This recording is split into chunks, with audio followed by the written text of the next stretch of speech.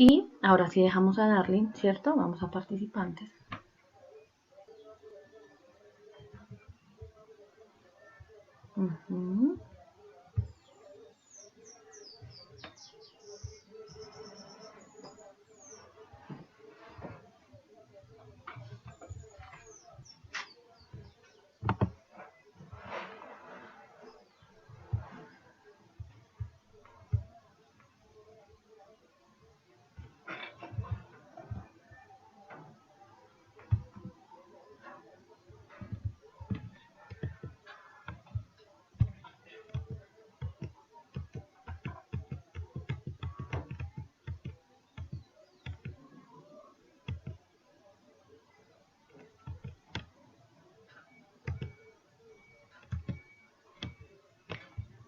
Bueno, estudiantes, buenos días a todos y cada una de ustedes. Espero que se encuentren bien, como todos los fines de semana que nos reunimos. Voy a esperar que ingresen otros chicos, solo tengo 15 participantes. Entonces sería 13 participantes por ahora. Entonces voy a dar unos 5 minuticos más para que podamos ingresar a la clase, pues la mayor parte de estudiantes, para que esto sea un ejercicio mucho más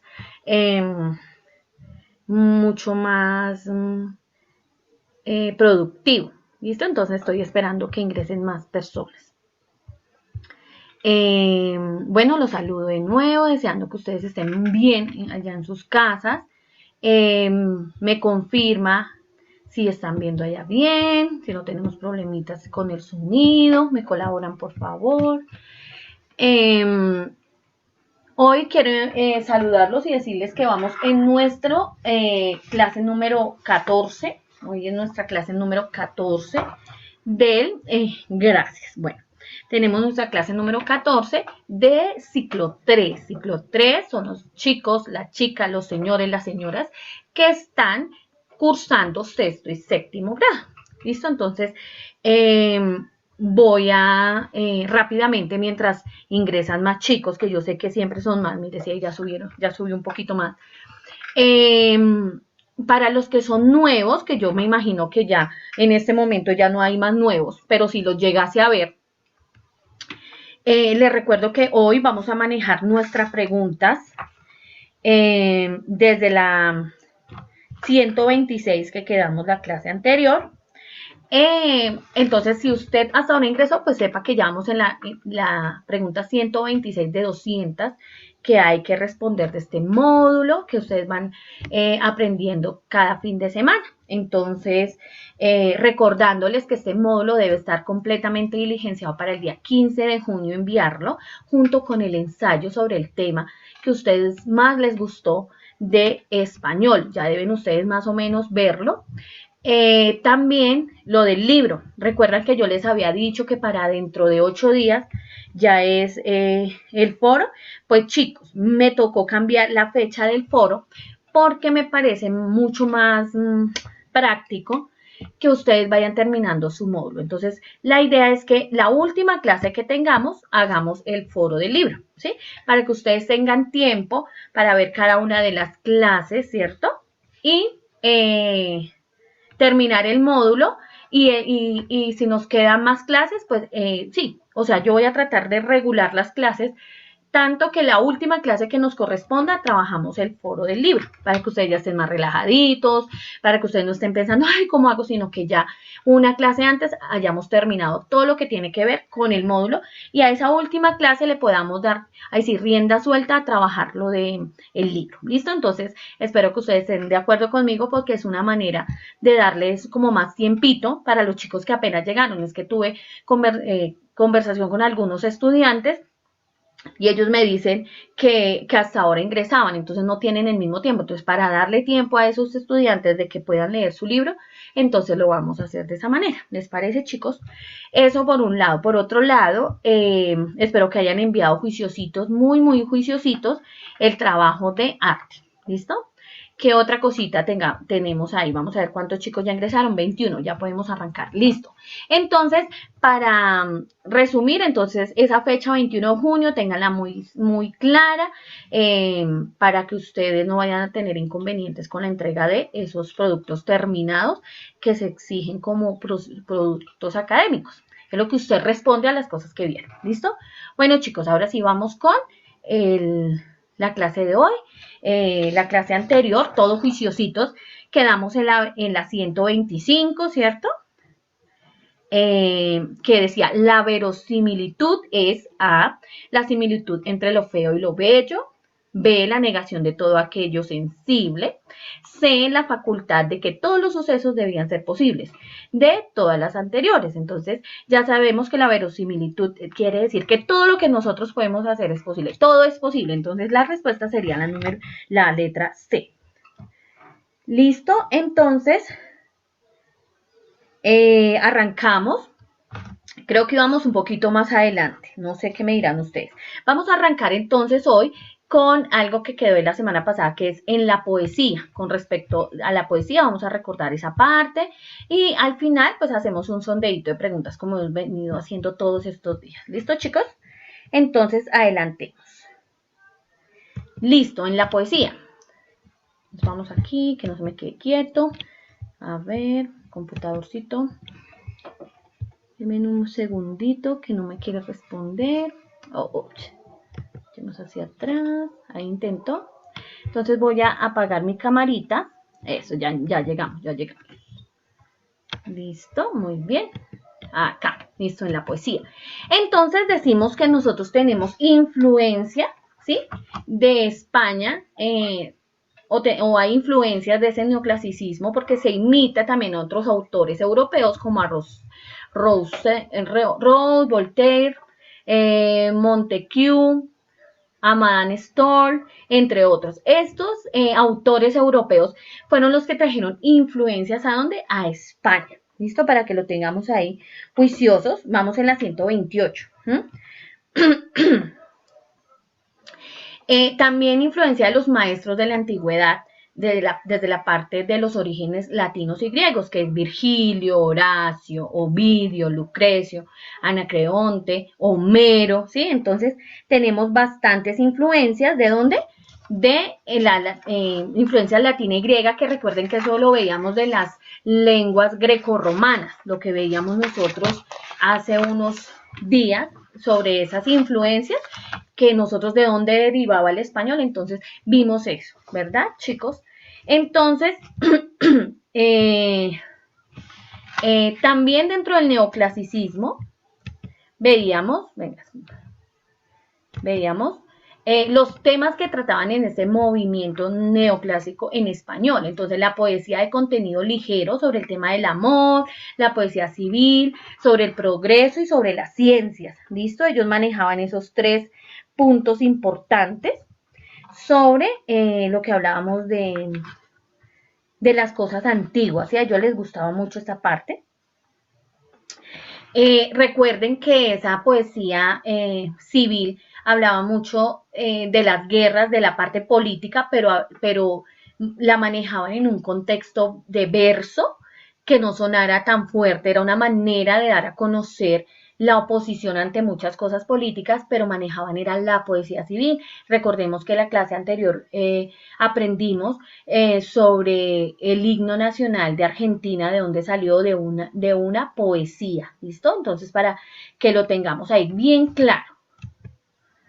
Dice que datos importantes sobre la literatura en el neoclasicismo. Entonces, la fábula renació, o sea, volvió a tener esa importancia que había tenido antes, ¿sí? Por eso digo que ahí en el neoclásico se trajeron muchas cosas anteriores y las volvieron a marcar, a ponerlas como de alguna manera decirlo de moda en el tiempo del neoclasicismo. El epigrama y otras composiciones festivas y moralizantes. Cuando hablamos de moralizantes hablamos de moral. Entonces la fábula fue utilizada por este movimiento para llevar al hombre a un ejercicio de moral. Es decir, utilizaban personajes, ya lo habíamos hablado en la clase anterior, vuelvo y lo retomo. Toman estos personajes o estos animalitos los personifican, o sea, les ponen actitudes de seres humanos y pensamientos de seres humanos para que a través de esas historias, a través de esa fábula, den una enseñanza sobre la moral que ataque la conciencia del hombre. También la preeminencia del paisaje americano como motivo descriptivo, incluida su flora y su fauna. Entonces ya empezaron también a tener más objetividad sobre la naturaleza, pero visto desde un paisaje americano, desde lo importante que era incluir la flora, que es todo lo que tiene que ver con la naturaleza, y la fauna que tiene que ver con los animales. Listo. También el auge de la poesía patriótica en forma de odas e himnos heroicos sobre los hechos de guerra e independencia, lo que yo les decía del ejemplo del himno argentino. Entonces, tuvo mucho auge la poesía patriótica. ¿Listo? También un aspecto muy importante que tuvo el neoclasicismo fue la entrada en el vocabulario literario de formas regionales o vocablos locales. Aquí era donde hablamos de raíz perdón, raíz latina y raíz griega, ¿sí? Esas palabras que nosotros conocemos, manejamos, pero que no teníamos ni idea de dónde venían. ¿Listo? Hasta ahí. Dice que íbamos en la 136 de todo lo que hablé, imagínense, ya vamos en la pregunta 136. Entonces, profe, pero todo eso sí, lo hablé, todo en esas 4 diapositivas estaban. La 136 dice, se entiende como neoclásico este movimiento porque es algo totalmente nuevo, esa sería la A. La B es un movimiento en contra de las corrientes clásicas. La C es un movimiento que retoma los clásicos como Virgilio, Horacio u Ovidio, de ninguna de las anteriores. Entonces ya lo hablé, fue lo primero que hablé. Entonces me imagino que todos están allá mirando cuál es. Sí, es la C. Es un movimiento que retoma los clásicos como Virgilio, Horacio u Ovidio. ¿Listo? Yo lo nombré en la primera diapositiva. ¿Listo, chicos? Entonces continuamos con un tema nuevo que también les va a gustar.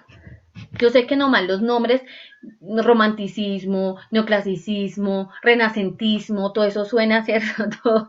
Todo suena como un poquito complejo, pero mire que ya hemos ido aprendiendo. Entonces vamos a ver qué nos enseña hoy este tema del romanticismo. Entonces, el origen del nombre deriva de la palabra romántico y entre los primeros en hacer uso del término se destaca James Boswell en 1768 en el siglo XVIII. Investigando un poquito más, sondeando más sobre este tema, resulta que hay varias posturas de diferentes autores sobre la palabra romántico, ¿sí? Si es romances, si es romance, ¿sí? Que de unos viene del griego, que otro viene de una palabra inglesa, ¿sí? Van a encontrar muchísimas cosas. Pero lo que sí está claro es que esa palabra romántico, entre los primeros en hacer el uso como tal de este término, se destaca James Boswell. ¿Listo? Entonces, para que lo tengamos bien claro allí en las preguntas que nos hacen. Y Jean-Baptiste también van a darse cuenta más adelante quién era este hombre. Y tienen que ver mucho con que ellos fueron los primeros que empezaron a manejar el término y a destacarlo, ¿sí?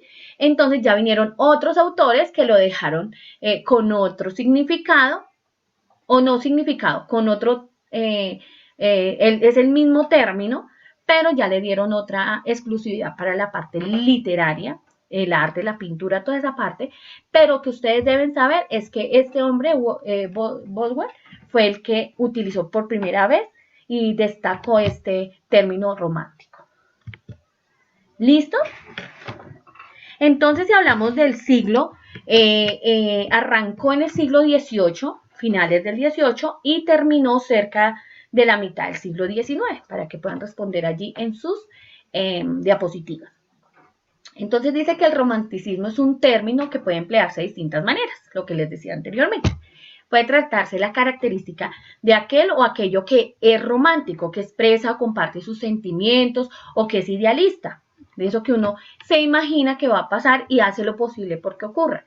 El romanticismo surgió en oposición, permítanme corro esto aquí para poder mostrarles mejor, El romanticismo surgió en oposición a la ilustración, privilegiando los sentimientos sobre la razón. Cuando hablamos de ilustración era lo que nos mostraba, ¿sí? Que era muy sujeto a lo moral, era muy sujeto a lo político, ¿verdad? Mientras que el romanticismo es un movimiento que viene a revolucionar varias cositas, así como lo hizo en su tiempo el Renacimiento, como lo hizo en su momento el neoclásico. El romanticismo también vino a romper ciertos estigmas que habían sobre la pintura, el arte, la cultura, la literatura, la arquitectura. Todo eso fue un movimiento que no solamente impactó la parte literaria, sino también la parte, otra cultura. ¿Listo? Entonces fue un movimiento cultural y literario. Sigamos. Características. Entonces, entre las características del romanticismo, se caracterizó por la exaltación a la libertad. Llamaban a eso, a que fueran libres, las personas fueran libres.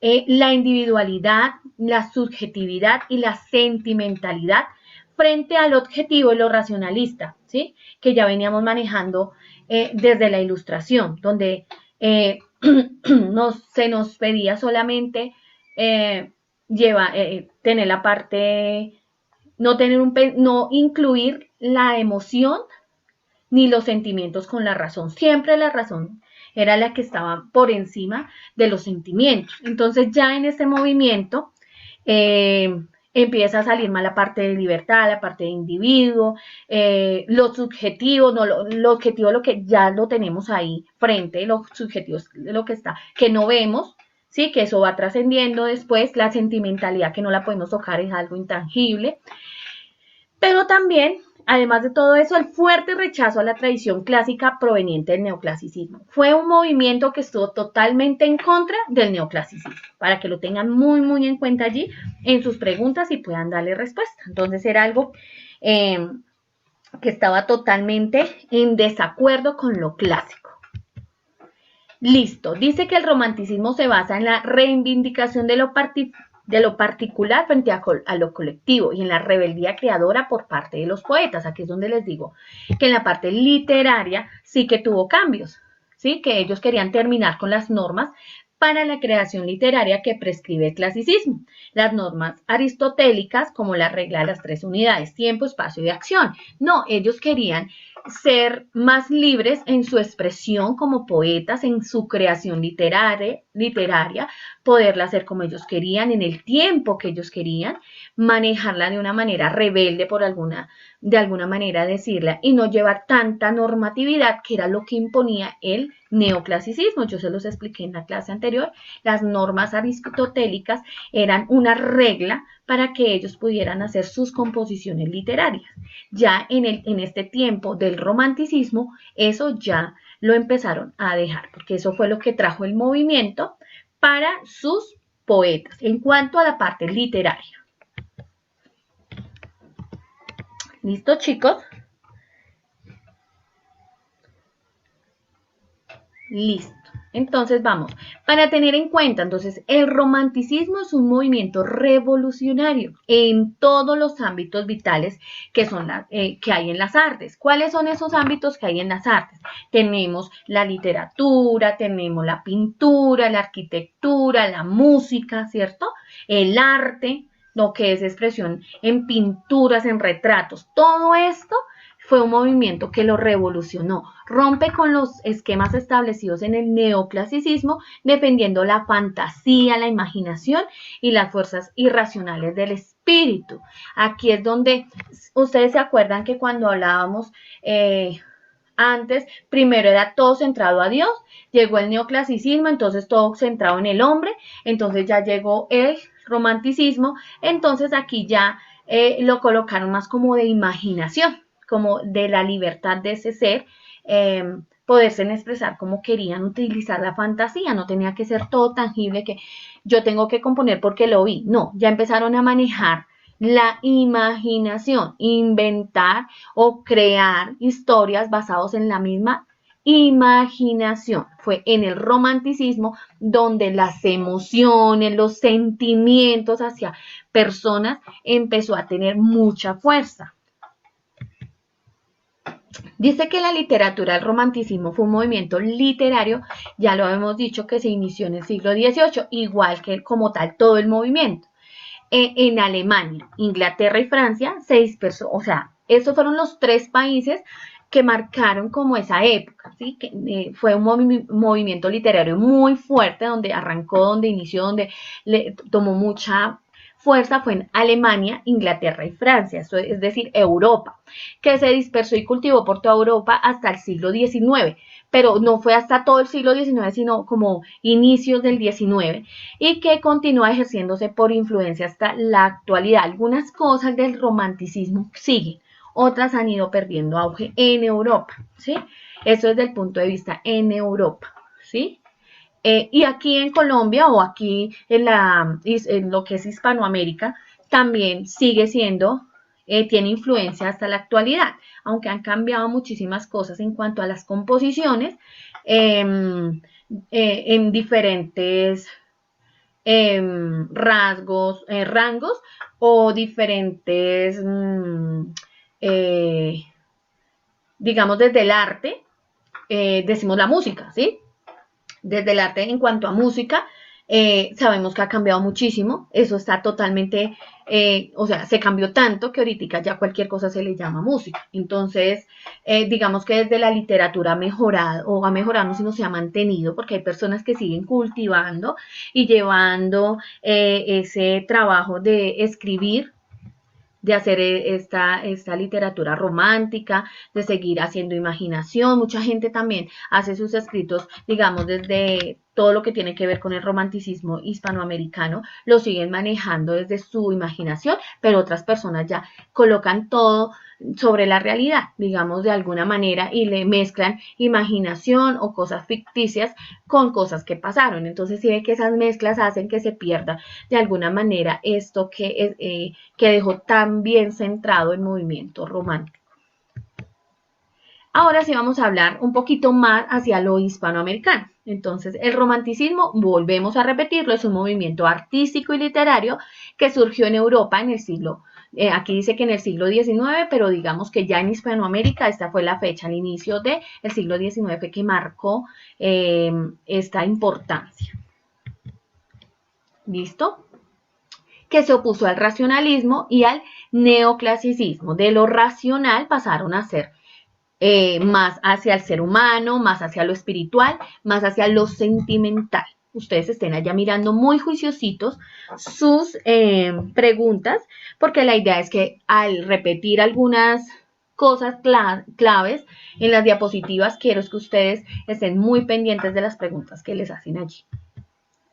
Tenemos dentro de Hispanoamérica algunos autores de estos, de alguna manera, de la literatura romántica.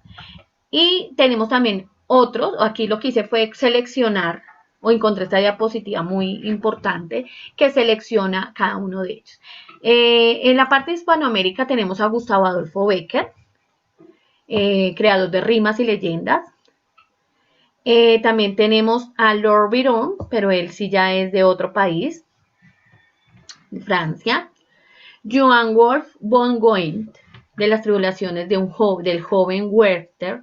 Son personajes europeos, por lo tanto, me perdonarán la pronunciación francés, pero eran los nombres de ellos allí. También tenemos a Rosalía de Castro, que fue una de las mujeres pioneras de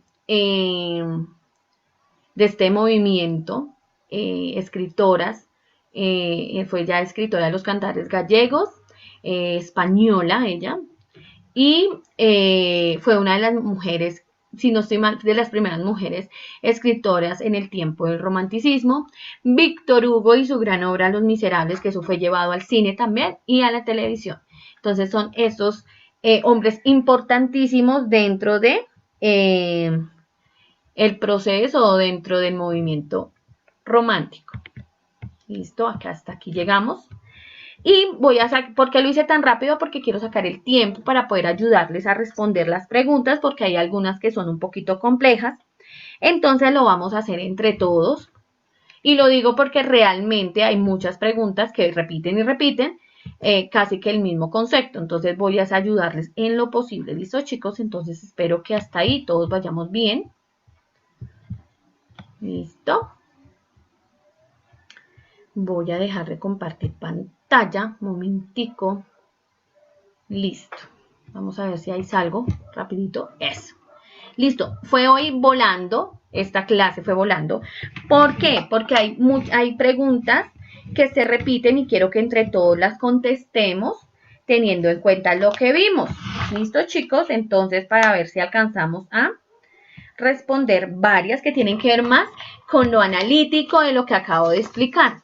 Y quiero ver cómo ustedes responden frente a esas preguntas. Quiero ver cómo es que ustedes solucionan esas preguntas. ¿Listo? Tenemos cerca de 21 participantes. Los 21 participantes me van a ayudar para responder estas preguntas. ¿Listo? Vamos a arrancar desde la que yo dije cuando ingresamos, de la 128, si no estoy mal, que dice que al hablar de poesía neoclásica, ahí les estoy hablando. Listo, arrancamos. Entonces, alguien que me quiera hacer una pregunta frente a lo que vieron hoy, del neoclásico, que fue lo anterior que vimos, y frente al nuevo tema que es el romanticismo. Entonces, chicos, los escucho. ¿Cómo nos fue hoy? Bien, sí, señor, yo tengo una pregunta. Sí, señor, adelante. La 141 dice lo siguiente. Uh-huh. Al, per- al percibir el romanticismo, como decía de la Curne, como amores idílicos, como desmesurados, sobrenaturales, que rompen con los límites de la razón y el alma. Es inevitable su separación frente al neoclasismo. ¿Por qué? A. Ambos competían por el orden de las cosas. B. El romanticismo era político y nacionalista, contrario al neoclasismo, que era más libre. C. El romanticismo rompía con los modelos y esquemas impuestos por el neoclásico. D. Todas las anteriores. Listo, muchas gracias. Ahora le voy a preguntar a sus compañeros, ¿cuál creen que es la respuesta correcta? Vamos aquí a hacer un foro así bien chévere. A ver, somos poquitos. A ver, chicos. Todos calladitos, no puede ser. A ver. ¿Cuál creen que es la respuesta correcta? A ver, Andrea Beltrán me va a responder. ¿Cuál creen que es la respuesta correcta?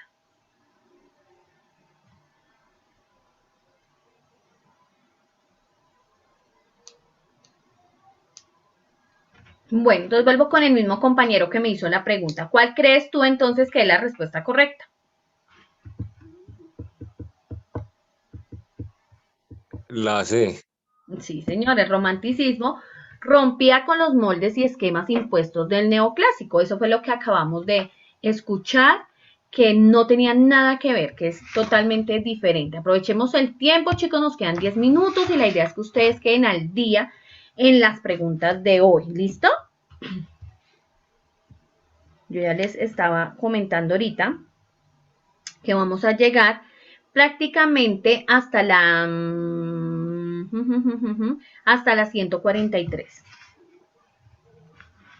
Entonces, otra pregunta, chicos. A ver, ¿quién más me necesita que le ayudemos? Porque si no todos, o contéstenme si ya todos van al día, porque qué tal yo aquí, ustedes bien pilos, allá ya hayan terminado, yo saqué este tiempo como para irlos ubicando y se quedan calladitos, entonces ahí sí la responsabilidad de ustedes. Entonces aprovechemos el tiempo. ¿Quién más tiene preguntas? Profesora, la 130. La 130, a ver, vamos a buscar la 130. Dice, entre los autores de lo neoclásico que lo neoclásico imitó se encuentra A, autores precolombinos, B, autores modernos, C, autores de la era industrial. Aquí sí tenemos que tener claro que lo precolombino, ¿qué significaba? A ver, ¿qué significa lo precolombino? ¿Antes de qué? Ninguno, Dios mío, ¿qué pasó con mis chicos de ciclo 3 hoy? Quiere decir ninguna de las anteriores, compañerito, porque no trata de autores precolombinos, no trata de autores modernos ni autores de la era industrial. Eran autores clásicos, totalmente clásicos, que era de lo grecorromano, todo, que venía de toda esa parte. ¿Listo? Entonces, ninguna de las anteriores. ¿Alguna otra pregunta? Chicos, me tienen preocupada. No sé si es que les da miedo, les da pena. Yo no los voy a regañar. Estamos aquí para aprender. Entonces, mejorable. Adelante. Sí, señora, la 140. La 140. Pero me tienen que ayudar porque yo solita no, ese ejercicio no era así.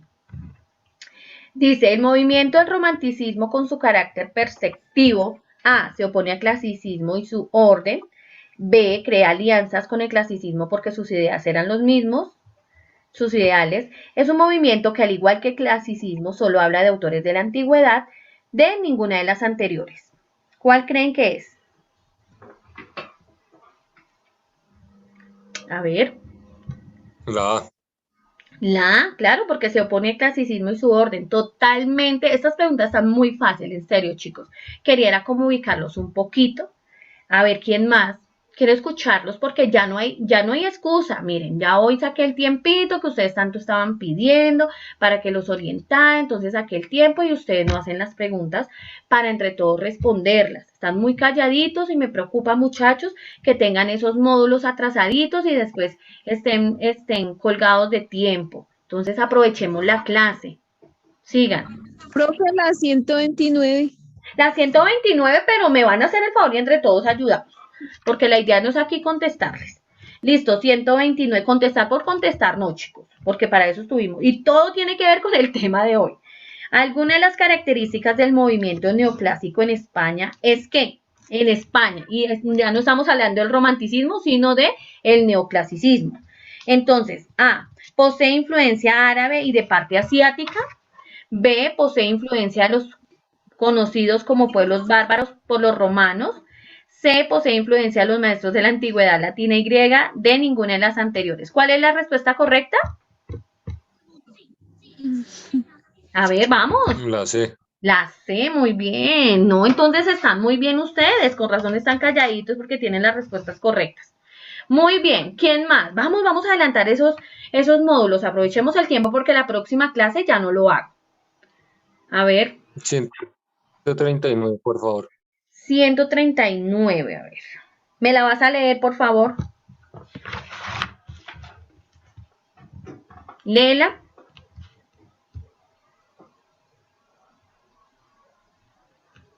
Compañerito, lee la 139. El término romántico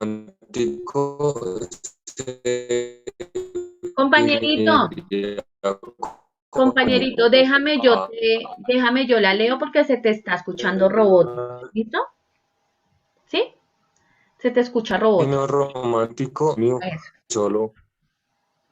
Término 139. El término romántico se definiría como A, algo lleno de amores y desamores. B, algo bohemio y para los poetas. C, algo que solo el que supiera leer comprendería en esa época. D, una condición perceptiva de la realidad. ¿Cuál creen que sería la respuesta correcta? Ahí está súper fácil. A ver. ¿Quién le da la respuesta a la 139, chicos? ¿Ninguno?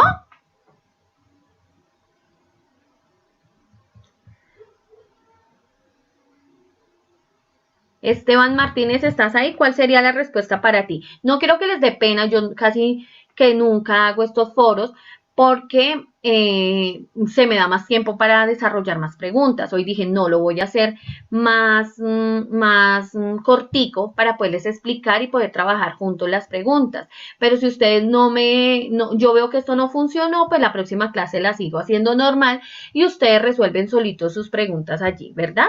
Porque miren, o sea, saqué el tiempo, más de los 10 minutos, para poder hablar con ustedes, que socializáramos las preguntas, que entre todos nos acompañáramos. Entonces, o una de dos, ya tienen todo contestadito allá, o sencillamente están desubicados y es para ayudarles, chicos. Yo lo hago más que todo, es para que ustedes no se me queden allá, solamente estén estructurando su trabajo basados en el módulo y no prestando atención en la clase. Entonces, yo necesito que alguno de los chicos que no ha participado me comente dónde va y si entendieron la clase de hoy, porque esa es la idea, chicos. Entonces necesito que alguien, aparte de los que ya han participado, que son varios, me diga. ¿Listo? Entonces voy a hacer la pregunta. Ya le pregunté a Esteban Martínez, pero está en silencio. Andrea Beltrán, Listet Camila, que son los que veo que son nombres rápidos de pronunciar. Chicos, por favor, recuerden que esto queda grabado, mis amores. Entonces yo necesito que participemos. A ver.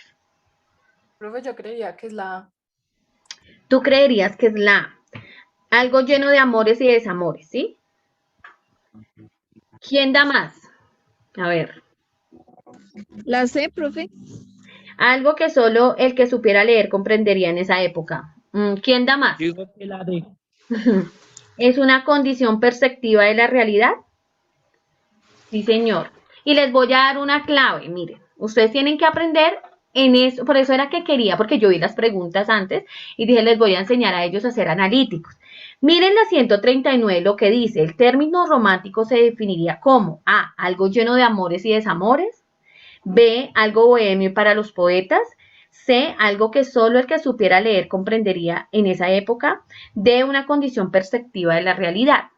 Y vamos a la 140. ¿Qué dice la 140? Dice, el movimiento del romanticismo con su carácter perceptivo. Entonces, ¿qué está haciendo? La 140, esa pregunta 140 le está dando respuesta a la 139. Entonces, es una condición perceptiva de la realidad. ¿Listo, chicos? Por eso es que yo les pido que analicen los textos. Esa es la invitación de hoy, que analicemos. Adelante, ¿alguien más quiere hablar? Entonces es la D. Sí, señor, es la D, tienes toda la razón. Muy bien, ¿alguien más? Chicos, Profe, la 121. Ay, ahora sí se dispararon. Bien, bien, porque se acaba el tiempo. La 121. A ver. Ay, no, esa sí está muy fácil.